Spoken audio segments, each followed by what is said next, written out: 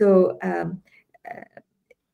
এরা আপনার মূল প্রশ্ন হচ্ছে যে এদের এই সমন্বয়কারীদের সোর্স অফ ইনকামটা কি?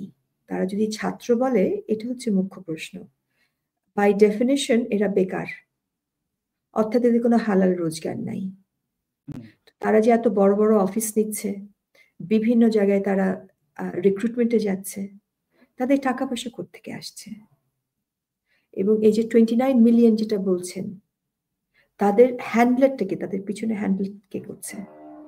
Who are their handlers? So এরা তো সামনের মুখ। এবং তাদের জ্ঞানের গভীরতা তো অলরেডি আমরা টের পেয়ে গেছি। ডেপথ মোটেও নেই। Who is their handler? তাদের পিছনে কারা আছে? এবং সেখানেই যখন তদন্তটা করবেন, একটা এনকোয়ারি হবে 29 million, make the connections. Because তাদের কোনো হালাল রুজি রোজগার নাই। তাহলে এত ঘটনা তারা কিভাবে কেমন করে করছে? এবং তারা নিজেরাই এখন স্বীকার করেছে যে তাদের সাথে আপনার 150 উপরে সমন্বয়কের ভিতরে 120 জনই বোধহয় শিবির ছিল।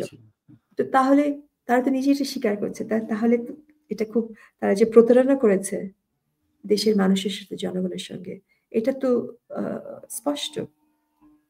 So where is the money? Always follow the money trail. আপনি যখন এই মানি ট্রেলটা ফলো করবেন, অনেক কিছুর উত্তর পাবেন। এবং